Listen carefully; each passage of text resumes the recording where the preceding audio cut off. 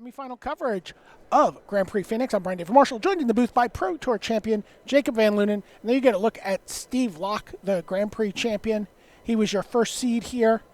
He's playing the Humans deck. He's going up against Vikram Kudva, playing the Nightfall deck.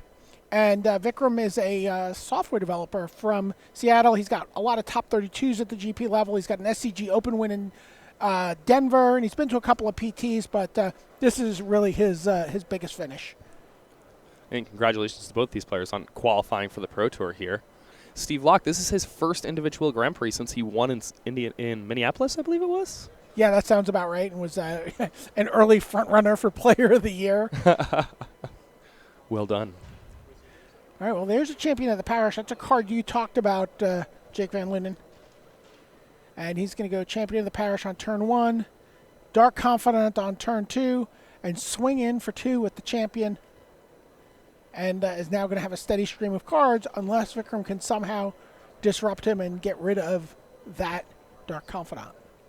Yeah, and Steve Locke doesn't have one of the most aggressive draws possible here, but the fact that he has that Dark Confidant, his best disruptive element in a matchup like this is going to be Reflector Mage.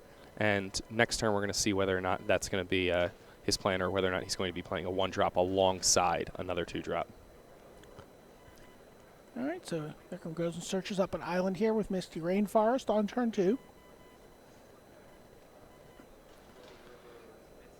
The paint swatch lands. I think they're beautiful, these new lands. I'm into them. But he passes the turn. It's very interesting. And then you see a Reflector Mage for Steve Locke revealed off his Dark Confidant. That's going to deal 3 damage to him.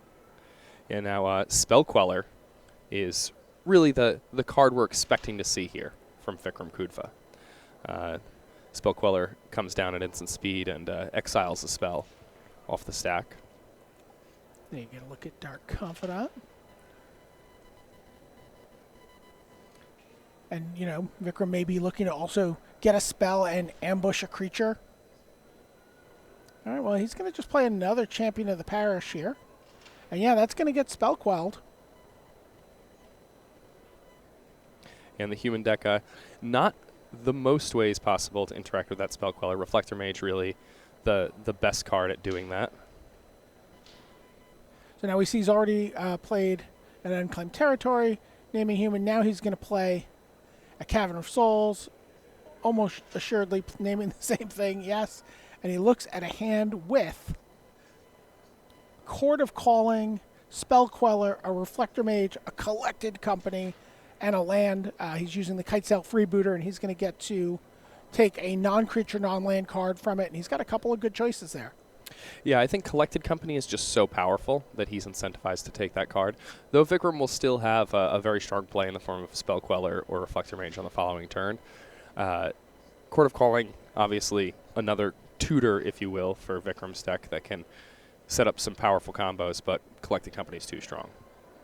Yeah, he is going to take the Collected Company with Kitesail Freebooter. So an interesting thing that happened there on that last turn, Cavern of Souls named human, and Steve Locke still played around the Spell Queller. Spell Queller does not counter the spell. It simply exiles the spell. So that's an important interaction to know when you're playing this humans deck. You have to realize that even though your spell is uncounterable, Spell Queller can still take it off the stack. Kind of like when you use a Venser to bounce a spell that can't be countered or something along those lines. All right. Well, Dark Confidant is going to continue to do its thing. Oh, it flips a Mantis Rider. Going to drop Steve to 11 here. Don't forget, Vikram gets to hit for 3 in the air thanks to Noble Hierarch with that Spell Queller. Yeah, and a lot of damage coming at Steve here. His Dark Confidant has hit a 3 2 turns in a row. There aren't even, that many. There are a decent amount of 3s in the deck, but not a ton. So 6 damage here from the Dark Confidant already. Has gotten 2 extra cards out of it, though. Not a bad deal. No 4th land, though, so that means he's going to kind of have choked mana. He can only do so much when he only has 3 lands, and when you really have cards flowing like Steve does with Dark Confidant, hitting your land drops is super important because Right. you just want to be able to play out all of your cards. He's got Reflector Mage. He's got Meddling Mage. He's got a Phantasmal Image in his hand. So he can really start to lock out pieces of Vikram's hand that he knows. But Yeah, the big problem here, though, for is Steve, he's got to play around that Spell Queller. exactly, and because he doesn't have a 1-drop and because he only has 3 lands, he's unable to double spell this turn. So his turn development is going to be all but wasted because of the Spell Queller in Vikram's hand. Right. When you talk about double spelling, that's what he did last turn, where he led with a Champion of the Parish. That got Spell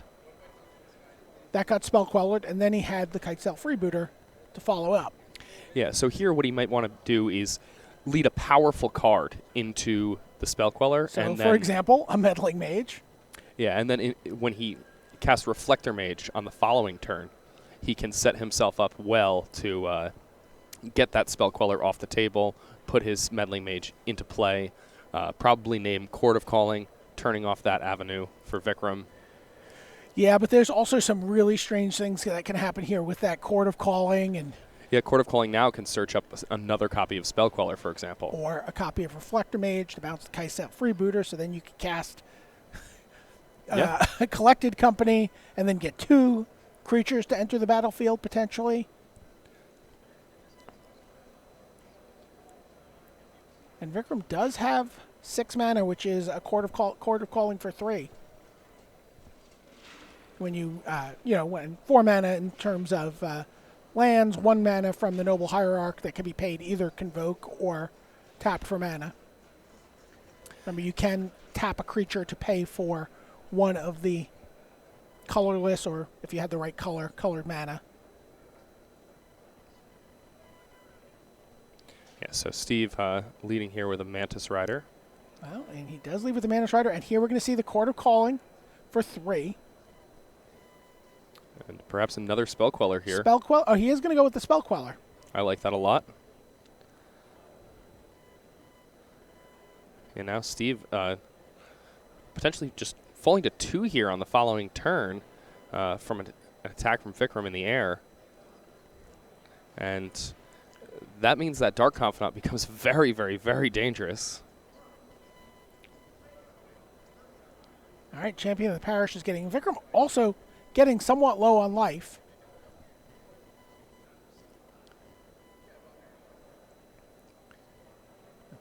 Now, is there a situation where Steve just has to block one of these? I think there could be, but it's not yet. I think Steve is just going to try to, fade a non-land or a non-1-drop on his following upkeep with that Dark Confidant. Yeah, he takes 6 in the air from the Flyers. But, here's a Reflector Mage. He's going to bounce the Champion of the Parish. You don't get to recast that. Not this turn. All right. And there's a Kitesail Freebooter. That's 2 damage. And Dark Confidant teams up to finish off Steve Locke for Vikram Kudva. And he takes game 1 here against the Humans deck. Yeah, Spell Queller really just was putting on a show there. Yeah, it didn't look like a Nightfall deck. Really looked like a Collected Company deck there. Yeah, and his ability to pass the turn, interact effectively with every single one of Steve's lines was really strong. Steve had, an interesting draw where he was unable to really punish Vikram for leaving open those Spell Quellers. The Reflector Mage that Steve had, which interacts well with Spell Queller, was never able to be deployed because Steve missed a land drop on a particular turn and had a hand that had only 2 and 3 drops. Really tight play there from Vikram. I really liked his Chord of Calling for Spell Queller there, leaving that open, taking advantage of that Exalted trigger. Missed out on 1 damage in the air, but in doing so really just set himself up for victory over the course of a turn and a half. Now, tell me what you think is going to happen here after sideboarding. These guys have full knowledge of each other's sideboards at this point. They get to look at deck lists. You see them looking down as they're doing their sideboarding and checking notes. They get to do them with the deck lists on the table. Is that different than sideboarding during the Swiss? Absolutely. When you have full knowledge of what your opponent's playing, suddenly your sideboarding can become perfect if you're knowledgeable enough to make it that way. Steve Locke's sideboard looks very strong in this matchup. He has access to Is It Staticaster. He has 2 copies of Grafdigger's Cage. He has 2 copies of Dismember. Grafdigger's Cage, very good against Vikram Kudva's deck because it turns off both Collected Company and Court of Calling, which are 2 of the most important cards that Vikram is playing. Obviously, Is It Staticaster, very good against a deck that's playing a lot of 1 toughness creatures. Vikram has Vizier of Remedies. He has Birds of Paradise. He has Noble Hierarch. These are exactly the type of matchups where Steve wants access to these cards. On the other end of things, Vikram Kudva, he has Staticasters of his own, and it's a little bit harder to hit Steve's 1 toughness creatures. Noble Hierarch, pretty easy to hit, but Champion of the Parish, you need to kind of hit it right away. Otherwise, it quickly gets out of proportion. Vikram also gets access, though, to 2 copies of Path Exile, which are quite good here. And perhaps the most exciting card for Vikram Kudva post-sideboard, and you're going to absolutely love this, is Worship. Oh! Yeah, and it's just a singleton, and he doesn't have a way to search for it.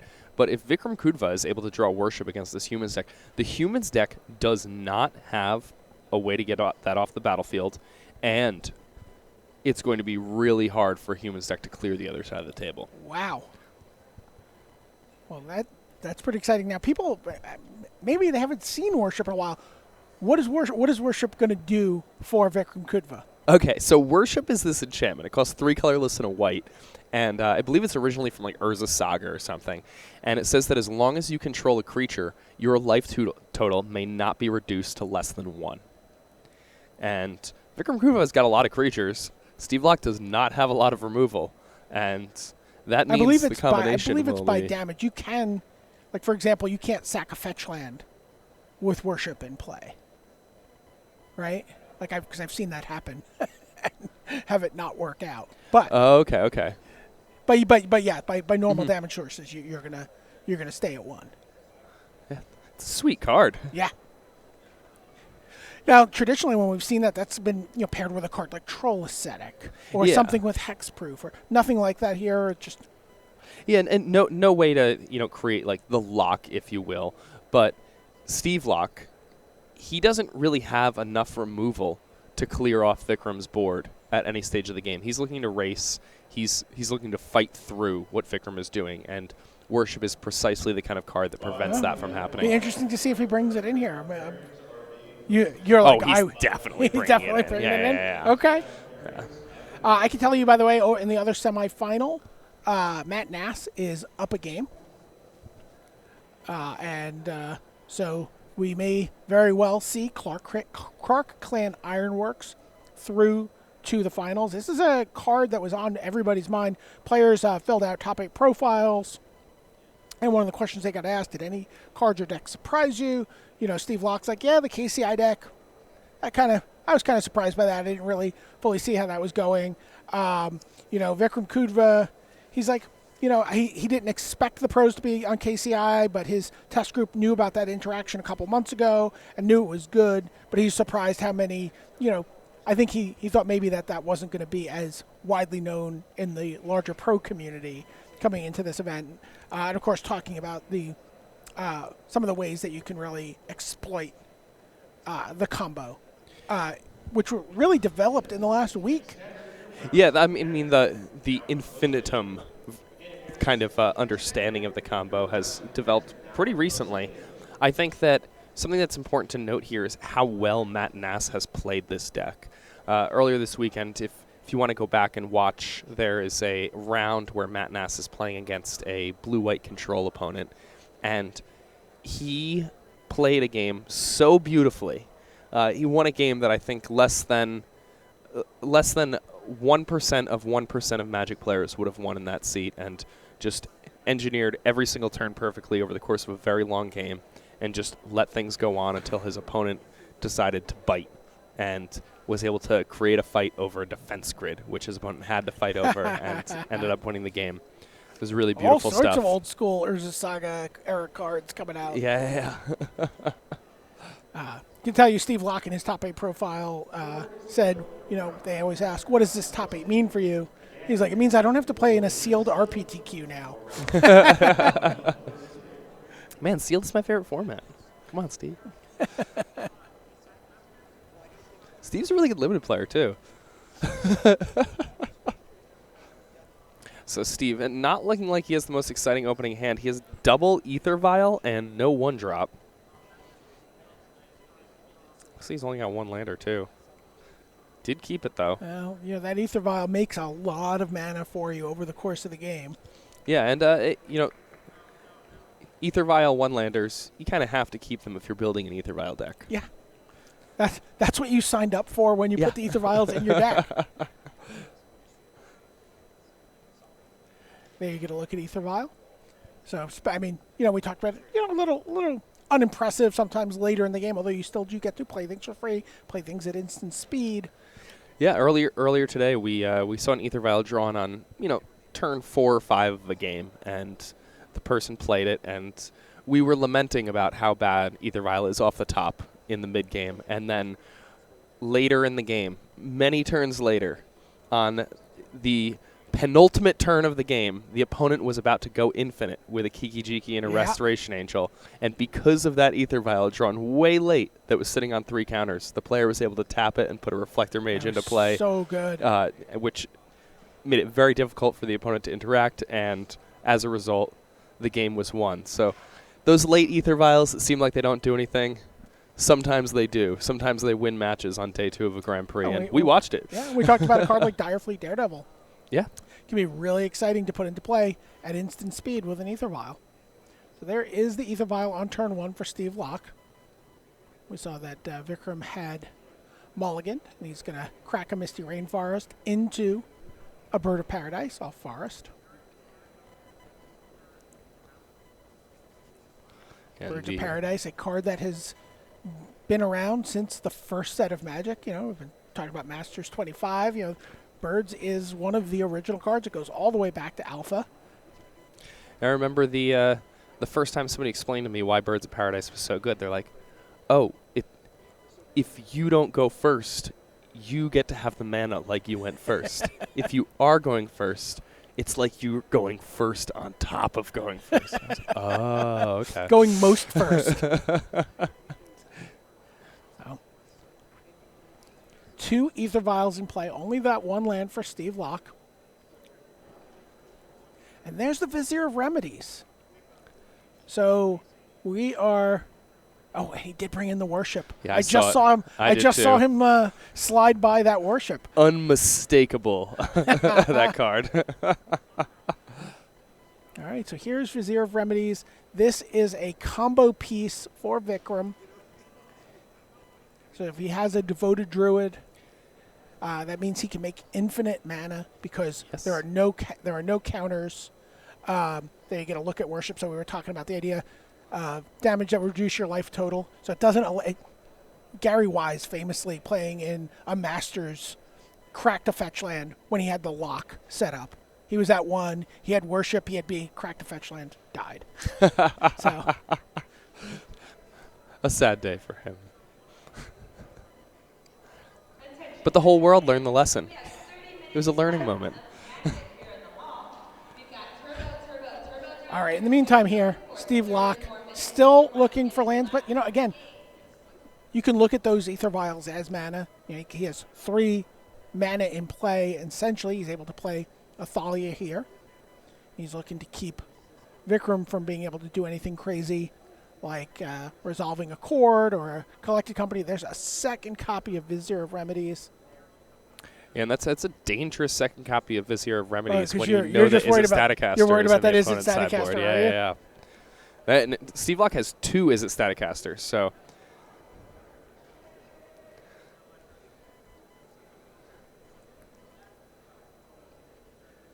There you get a look at Izzet Staticaster. And now Aether Vial goes up to 2. A Kite Sail Freebooter's coming into play.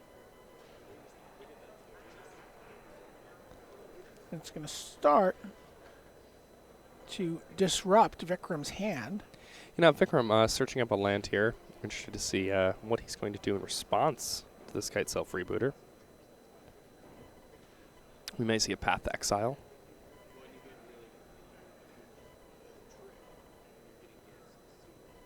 No? Oh, still maybe. Yeah. Goes and gets an island. So he's got the full Bant paint samples assembled.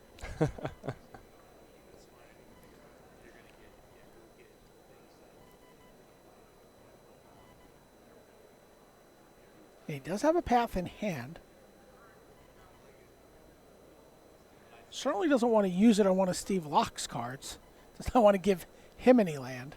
He's like, well, I'll tell you what. Why don't you choose? Why don't you see if you want this path, or do you want this collected company? It's not really. It's like kind of like a lose-lose situation here for Steve Locke. Yeah. Next turn with that Stomping Ground and the Bird of Paradise, Vikram will be able to cast that collecting company, which is going to cost 5 mana, and Steve does not want to see that. Steve has not had the most aggressive draw, but with these 2 vials, he's really going to be able to deploy just about whatever he wants. He does take the path here. Now, still, this is all during his upkeep. Very nice. Yeah, he's going to put a Meddling Mage into play. And I know what he's naming. You think he's going to name Collected Company? I think so. No, he has full knowledge of what's in Vikram's hand here, and what's in Vikram's hand is a land and a collected company. So that Meddling Mage is just going to turn off Vikram's hand. Vikram now just with a pair of 2/1s in play as far as relevant bodies. Card viewer, for shame. Somewhere, Chris Pakula. There you go. There he is. There he is. All right, so that was all during Steve Locke's upkeep. Yeah. I guess we finally ran out of labels for Steve Locke. He threatened that earlier to the judge. He said, we might run out of labels. And Thalia can attack freely here. Steve Locke, again, full knowledge of what's happening. And operating off of just that 1 mana. But again, he's got 2 Ether Vials that can both put 2-drop creatures into play. Can even put one of them up to 3 next turn and put a Reflector Mage down. So interesting note, it looks like Steve Locke actually has the Grafdigger's Cage in hand, but his Thalia is locking him out of casting it right now. Thalia, a 2-sided ability. Of course, Humans does not play many non-creature spells. Yeah, I mean, Steve Locke also has Phantasmal Image, which he can put into play and copy the Meddling Mage or copy the Kitesail Freebooter. He also has a pair of powerful 3-drops in hand.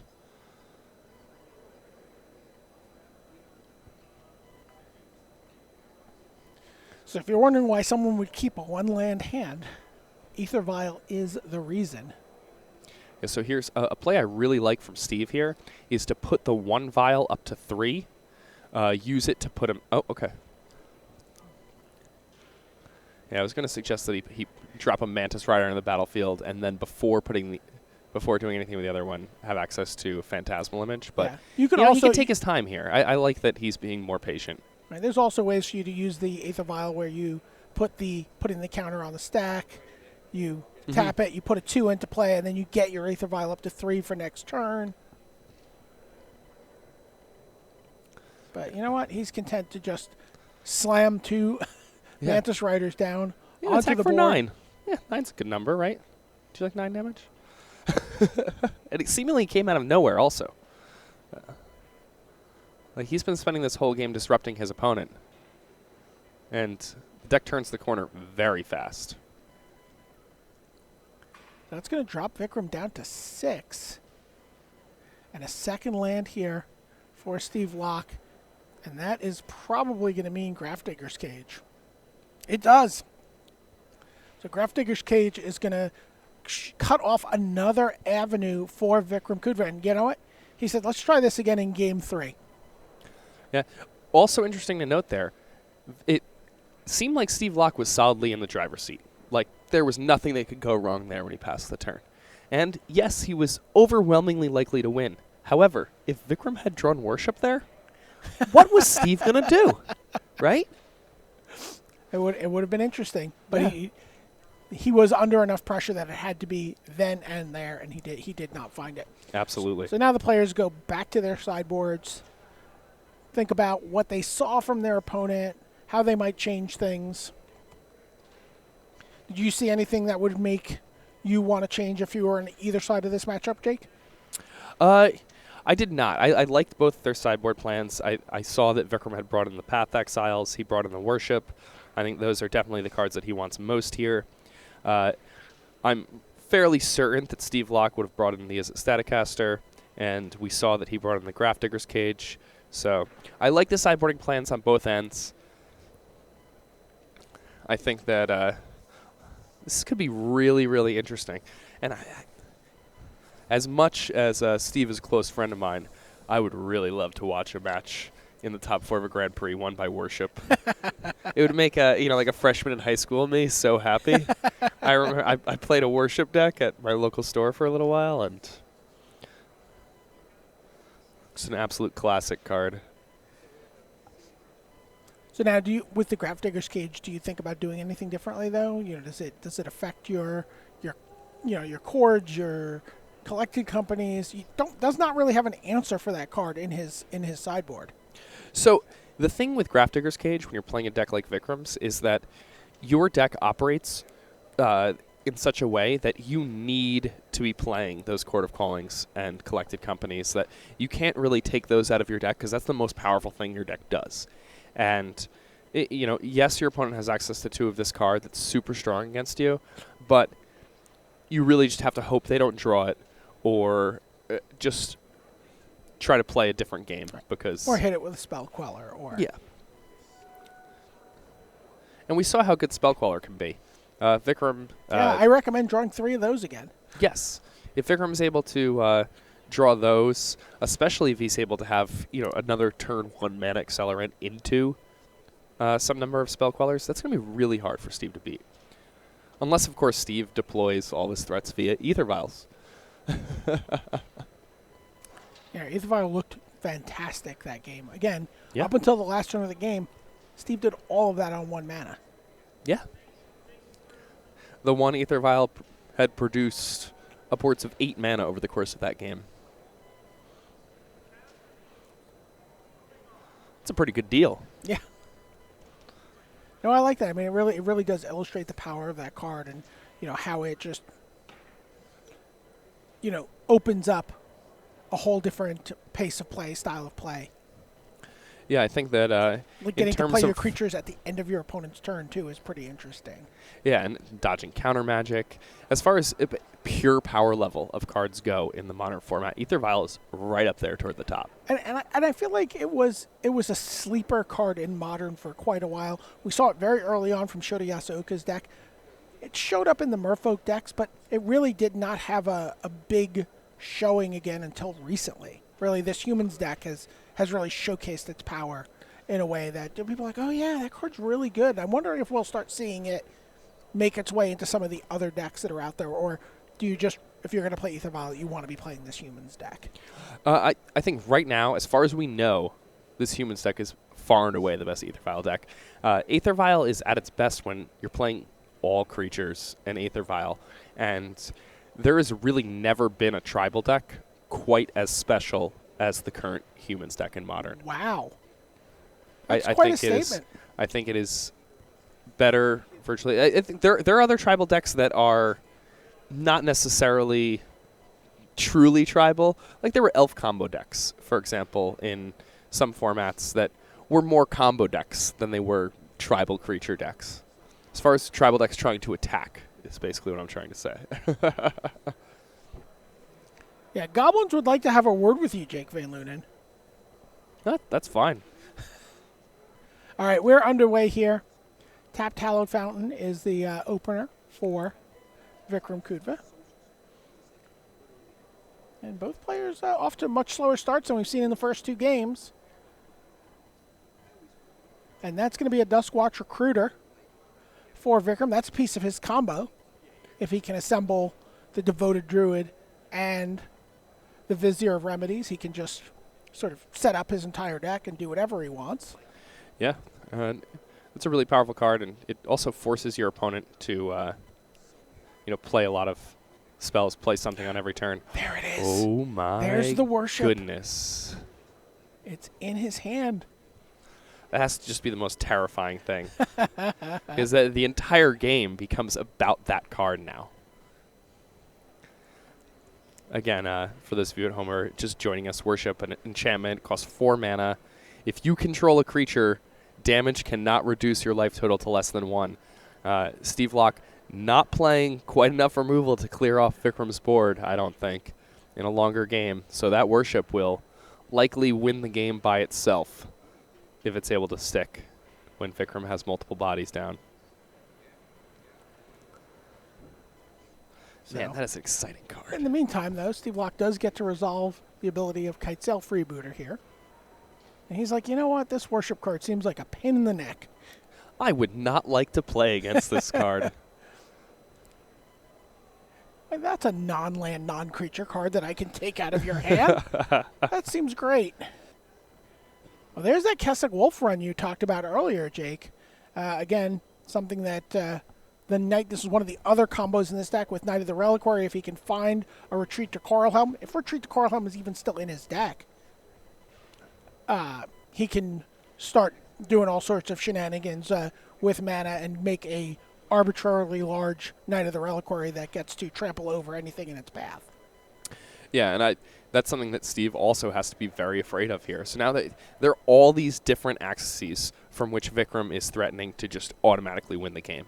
And Steve has to take all of these into account and play around all of them, or he can decide, I knew what was in your hand last turn.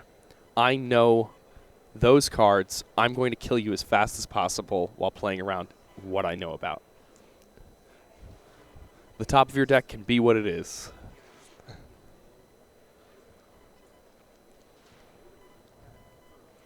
All right, Steve Locke.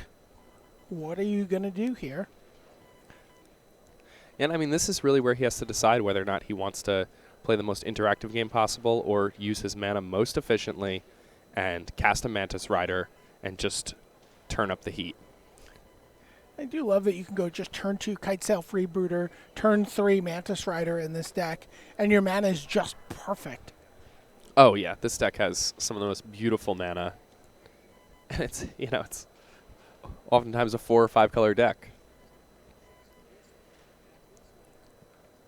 All right, so there's a breeding pool for Vikram.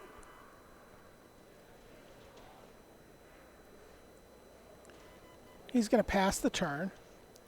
And it looks like Vikram has a Court of Calling. And that's going to transform his Duskwatch Recruiter, which is now going to reduce the cost of creature spells he plays by 1. Although pretty easy for Steve Locke to play 2 spells in a turn and flip it back over.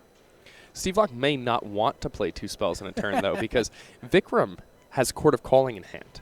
And that means if Steve Locke taps all of his mana and does not interact with that Court of Calling, then Vikram can just potentially do very, very, very dangerous things over the course of the next turn. He could search his library for Devoted Druid on Steve's end step, and then if he's somehow able to get a Vizier in play, the game just ends.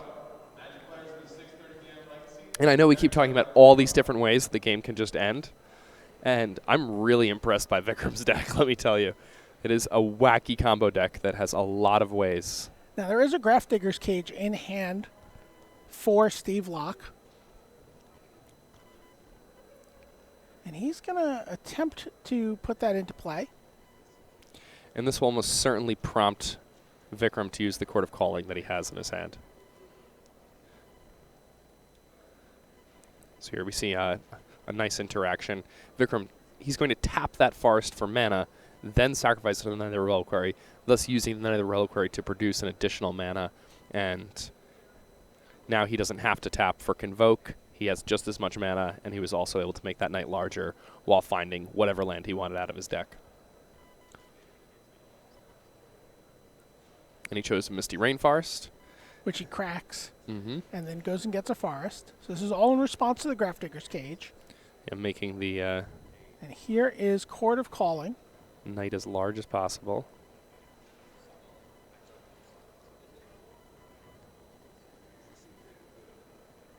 And how much is he courting for here? Is it 2? 2, I So believe. is that going to be a Kasali Pride Mage? No, it's a Devoted Druid.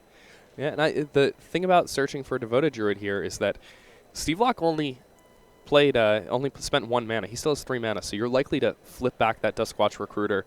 A Vizier of Remedies from Vikram on the following turn would mean victory.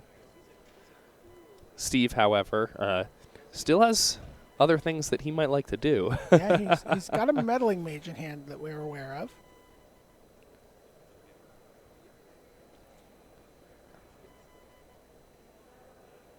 Oh, okay, he's going to play a Phantasmal Image. He's going to copy Mantis Rider. Yeah, and he's doing this. He's going to leave open mana to cast Dismember. So, taking, again, the most aggressive line possible here. This is going to allow Steve to attack here for 7 damage, all in the air. Okay, here it goes. He's going to drop Vikram to 8.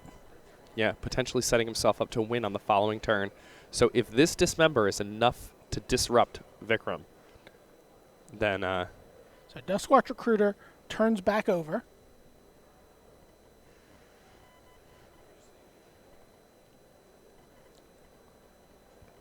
Can he pull this off?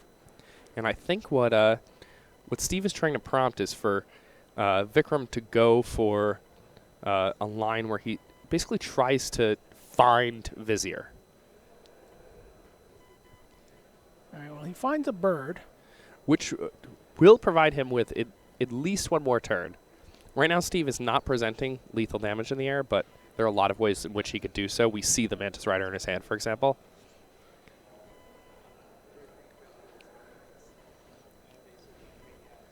But Vikram needs to cast this Bird of Paradise and chump block with it to survive on the following turn. And if that's all he does and he's tapped out, then I imagine Steve may fire off Dismember targeting the Bird of Paradise, at which point he will have lethal damage. Really good patience here from Steve. And also, really good aggression. He chose to take a more aggressive line instead of disrupting his opponent despite all these terrifying things being presented in front of him, and only reacted when it was necessary to do so. Right. Could have copied the Kites Out Freebooter, could have played a Meddling Mage, could have done a lot of different things here. He's like, attacking for 3 in the air with haste seems great. Yeah. And I think a lot of people, especially in a situation like this where, there are however many people watching you, tens of thousands of humans, eyes on you. No, that's how many you don't humans want to make are a in his mistake. deck. He has tens of thousands of humans in his deck. Okay, so there's the Bird of Paradise. And that Horizon Canopy pretty scary because if he taps that for mana, colored mana, it's going to do a point of damage to him, and that's going to be ball game. Yeah, but with that Dismember, the Mantis Rider that is in Steve Locke's hand. Oh, he has another Mantis Rider. Here is we go. Lethal. And that is lethal. Steve Locke is through to the finals. Wow, really great job there. Great showing by Vikram Kudva, his first Grand Prix top 8. He'll be going to the Pro Tour, so congratulations to him. But Steve Locke, he's going to be going through to the finals. That was beautifully played on both of their parts. All right, well, we are going to pick things up here in Game 3 of our other semifinal match. This is the KCI Ironworks combo from Matt Nass playing against Pearson Laughlin with Jund. And there we see that there's a Krark Clan Ironworks in play. We see that it looks like a Colligan's Command is on the stack, undoubtedly targeting that Krark Clan Ironworks. And it looks like Matt is about to sacrifice a whole bunch of artifacts, including 2 lands and a Mind Stone in response, and sack the Krark Clan Ironworks as well. It's going to give him 8 mana, bring him up to 14. A dangerous place to be if you're Pearson. If Matt has that Emrakul the Ian's turn in hand, he can just cast it right now. And it looks like Matt was in the middle of doing something when that happened because he drew a card and couldn't have been his draw step. 14 mana? It's a pretty decent number. Let's see what he can do with that. Makes a green, draws a card with a Chromatic Star. We'll Looks likely like he have to may- sacrifice this Buried Ruin to get back the Ironworks. That way he can start comboing off again, I imagine. Just go down to just, 1 land in play. Yeah.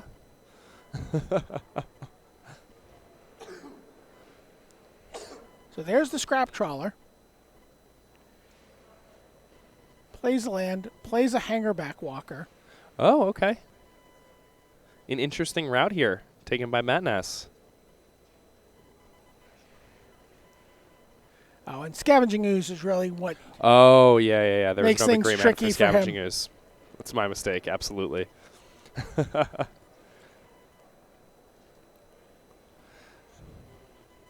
So Tarmogoyf comes off the top for Dark Confidant. That's going to drop Pearson down to 7. And this Hangerback Walker, this is a disaster for Matt Nass, or for Pearson Laughlin. I mean, that's a hard card for Jun to deal with, right? Absolutely. Because if he does deal with it, then he has a whole flying army that he has to contend with. Yeah. And he's only at 7. Next turn, that Hangerback Walker is going to go up to 7 power and start threatening lethal attacks. Start forcing chump blocks. Well, I know who's ready to jump in the way. It's probably going to be the Dark Confidant at this point, happily chumping away. See Pearson, he's like, okay, how do I get out of this? This is definitely a plan B kind of thing for Matt Nass here. Just playing around. Maybe could have tried to get back his KCI, but Scavenging Ooze threatened to eat it in response. And a complicated situation for both players.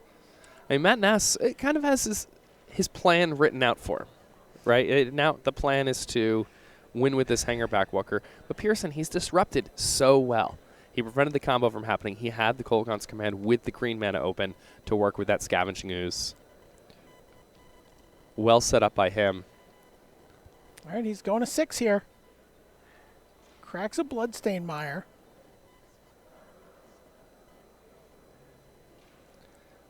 And So now Hangerback Walker is in lethal range.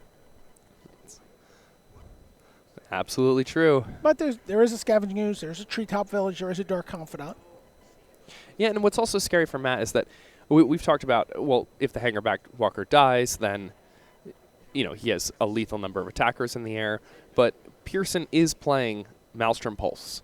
So I think a situation here where we might imagine Pearson winning would involve Pearson dealing with the Hangerback Walker and then using Maelstrom Pulse to deal with all the Thopter tokens afterward.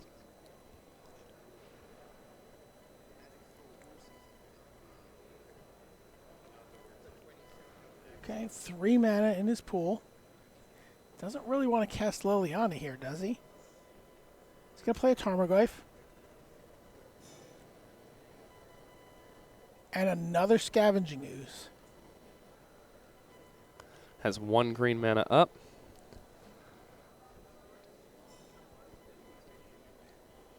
And I don't know how big the Tarmogoyf is, but I imagine it is. Gigundous. Artifact, land, sorcery, I certainly see. Instant. I imagine there's a creature in there somewhere. It would stand to reason. Yeah.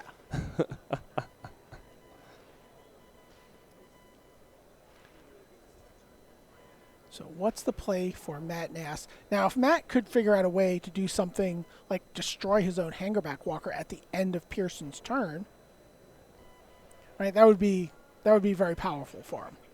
Yeah, and it's funny because now a Karkline Ironworks has an alternate mode almost in the form of making a lethal squad of flyers. He's like, okay, well, I'm going to sacrifice this Chromatic Star, and then I'm going to use Scrap Trawler to get Darksteel Citadel back. And he's like, no, I'm going to remove that Darksteel Citadel with my Scavenging Ooze. But now, Pearson's defenses are down.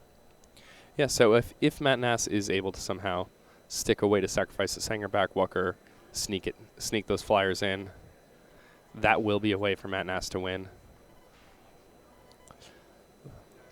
That Dark Confidant on Pearson's side of the table looks really scary. For who? For Pearson. But Matt is only at 11.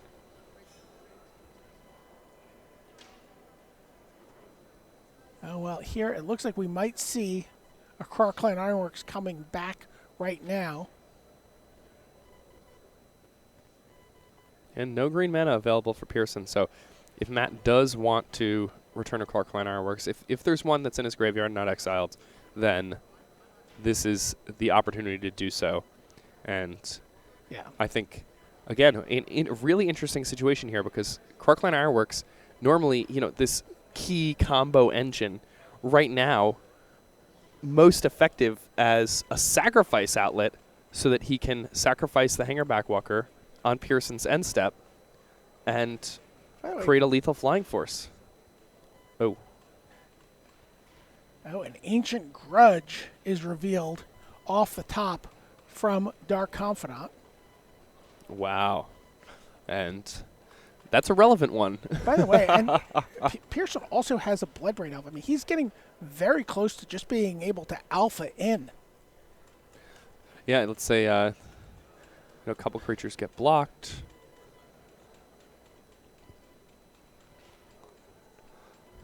Yeah, Scrap Trawler. All right, Ancient Grudge is going to take out the Scrap Trawler. He's like, do you want to try to return something? He's like, I will target this. He's like, I will Scavenging Ooze that. And what are you going to do, Pearson? This is so hard. I think you serve with Confidant at this point, right? So he can't serve with everyone. He has Yeah. to leave something back. It's very interesting because you want to serve with Confidant because it means that your opponent is very unlikely to block it because right now it is serving as a win condition in some ways. But there are a lot of extenuating circumstances, and I don't really know the full texture of this game right now. I wasn't sitting there. Who turns 1 through 40. Yeah, 4 different decks here in the semifinals. We've already seen humans advance over Nightfall, and now we're waiting to see if it'll be this Ironworks combo, one of the surprise breakout decks of this tournament, or Jund, one of the staples of the modern format, one of the stalwarts of modern. Recently reinvigorated by the unbanning of Bloodbraid Elf. Yeah, it kind of fallen off people's radars a bit. Bloodbraid Elf, put it right back on the radar. All right, in come 2 Scavenging Oozes and a Tarmogoyf. Oh, and I like this line here from Pearson. Pearson choosing to leave back specifically the Dark Confidant. And that means that Matt Nass can't attack back with the Hangerback Walker because it takes away the Dark Confidant, which is currently his best route to victory. There's also an Ancient Grudge that's flashbackable here for Pearson. We know Matt Nass has Clarkland Ironworks in hand. Wow, this is tense. This is very tense. Matt agrees. Puts. He's like, oh head in man, his what do I hand. do? I think Pearson be really happy to see a Maelstrom Pulse here. Yes, he would.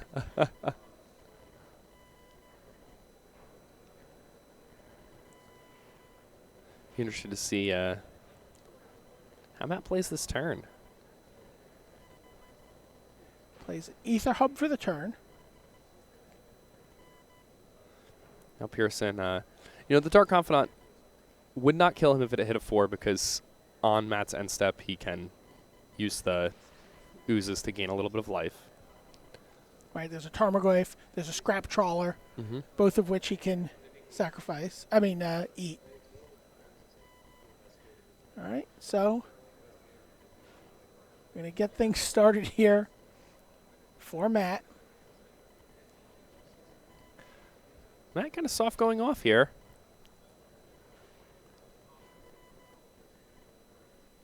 Keep in mind, that Hangerback Walker represents a tremendous amount of mana. Yes. That's a very important note here, is that the Hangerback Walker can be sacrificed to the Clarkland Ironworks. Then all 6 of those tokens can be sacrificed to the Karkline Ironworks, and that's just disgusting. Right, that's 14 mana, and it's actually 15 mana because he can tap it once beforehand. Right. So it's, he can tap it, get it up to 7. Generate the Hangerback Walker is 15 by itself. For all right, well, there's Chromatic Star. If he wants to tear up some Eons. He's going to sacrifice it, get a green into his pool.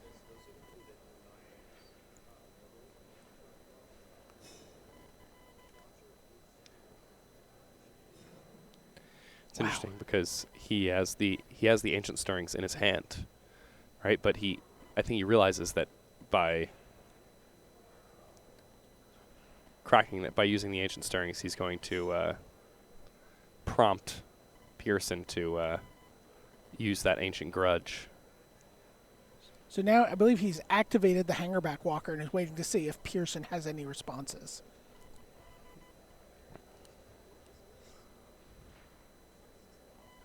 He's like, no, that's all right. Go nuts. Gets it up to 7. Now we're going to cast Ancient Stirrings. Wow. Oh, and that's happening? Yeah, it is. Oh, that is dangerous. Let's see. A mere Wellspring, Raker Wellspring. There's a Mox Opal. Yeah. Just a Black Lotus, you know. Yep, just your everyday Black Lotus. He's able to tap that for green, produce another 2 colorless here. Use the 2 colorless to Wellspring. And every single one of these draw steps is like the biggest sweat for us right now because... All right, and it looks like this is going to prompt Pearson to pull the trigger on his Ancient Grudge.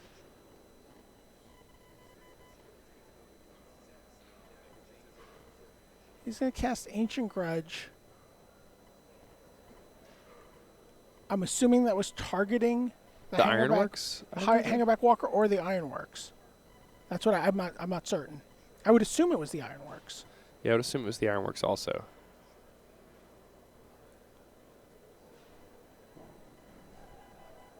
So now Matt Nass just going to sacrifice the Ironworks, make 4 mana here.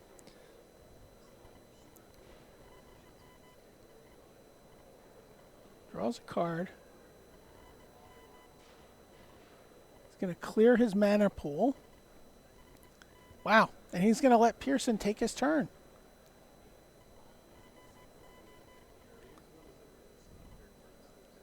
And Pearson needs to find an answer this turn. Has some in his deck. Oh. Well, it's a land. It's a land with the Dark Confidant. He takes no damage from it.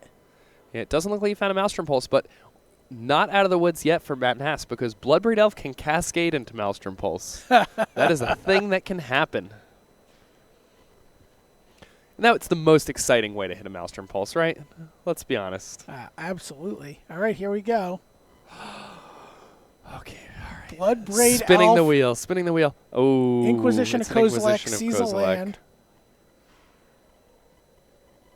By the way, how much green mana does that leave Pearson? Not enough to gain enough life to survive these Thopters. No. Everything's coming in. Pearson's going to attack with everything. Wow. Matt's at 7. Yeah, so Matt's going to need to set up some blocks here. Maybe willing to fall down to... He is. He's willing to go as low as 2. Leaves him 5 flying Thopters. That's lethal coming back. Unless, is that an Overgrown Tomb up there? No, I think it's a Bloodstained Mine. Oh, it is an Overgrown Tomb. Okay. Okay, so he does have one green. He does have one green source available to him.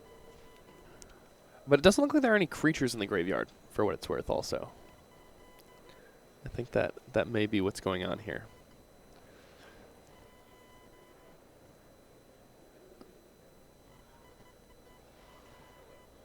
All right, so Overgrown Tomb is being tapped. Okay, The Walker was there. Trawler. Okay. Oh, the Hangerback Walker, yeah. And he is going to drop Matt Nass down to 2. Yeah, and no lightning bolt in hand. Wow. It's got 5 flyers. Here it is. So Matt Nass can put Pearson down to 1 if he wants to. And then maybe Dark Confidant achieves victory for Matt Nass. Maybe it doesn't. This is very exciting. Just a nail biter. All right. Pops a Terrarian. Finds a Terrarian. He's going to attack for 5 in the air. And this is it. Everybody, rub whatever lucky items you have around. He says go. Hold your lucky penny in your hand. Think about which one of these players is your favorite. Is it going to be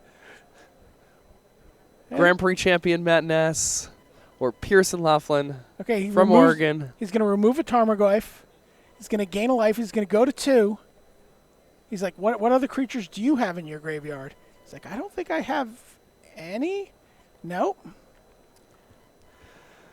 And all right, slam it. Just slam it. That's what Matt Nass says to him. And it's an Inquisition. Pearson gets there. Oh, my goodness. Pearson is going to live at 1 here.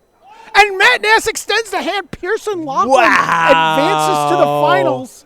Oh, my goodness. That game was such a nice sweat. I feel good. Let's. Wow. Jeez. Let's let Marshall and Eduardo come back in the booth so we can take showers. Come on. Jund is going to face off against humans in the finals. Wow. Yes. That was a crazy, crazy match. It went back and forth. Ancient Grudge really the key card there. That really forced.